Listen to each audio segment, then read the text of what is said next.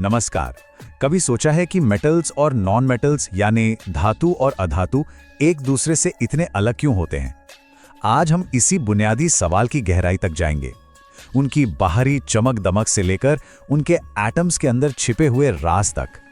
चलिए एक बहुत ही सीधे से सवाल से शुरुआत करते हैं। सोना इतना ज्यादा क्यों चमकता है, जबकि कोयला जो कि एक नॉन मेटल है एकदम डल होता है?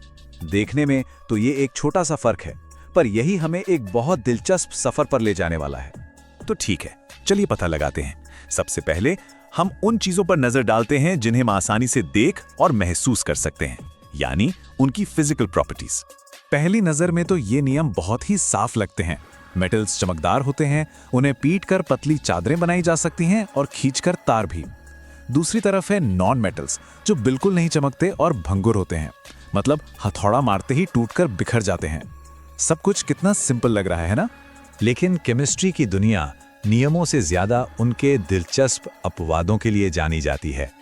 तो चलिए अब कुछ ऐसे एलिमेंट्स से मिलते हैं जो इन नियमों को मानने से साफ इनकार कर देते हैं।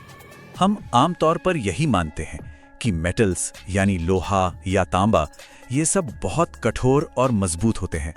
ये उनका एक जाना पहचाना गुण है। लेकिन अब मिलिए हमारे पहले बागियों से, सोडियम और पोटेशियम।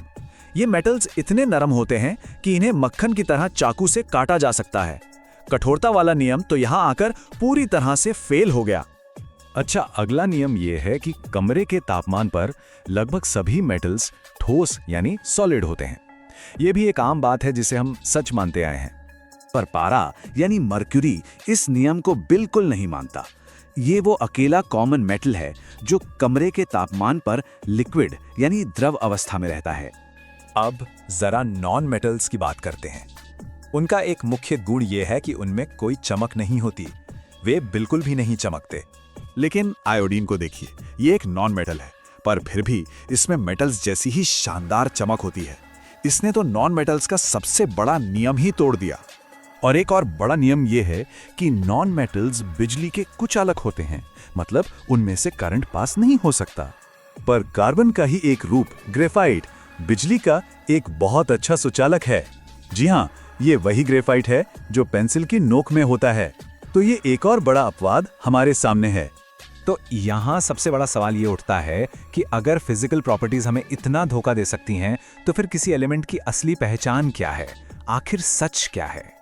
इसका जवाब उनके बाहरी रूप में नहीं, बल्कि उनके केमिकल बिहेवियर में छिपा है। असली पहचान उनके केमिकल गुणों से होती है, यानी वो दूसरे एलिमेंट्स के साथ कैसे रिएक्ट करते हैं।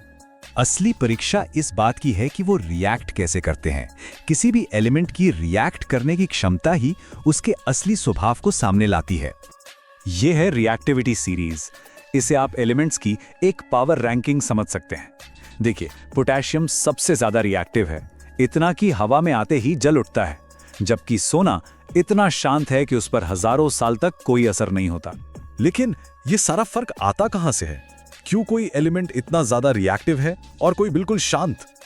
अब हम उस सबसे गहरे राज से पर्दा उठाने जा रहे हैं जो उनके एटम्स के अंदर छिपा है। चलिए सोडियम का उदाहरण लेते हैं।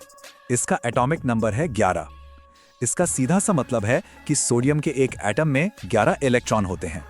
ये 11 इलेक्ट्रॉन अलग अलग शेल्स में बटे होते हैं।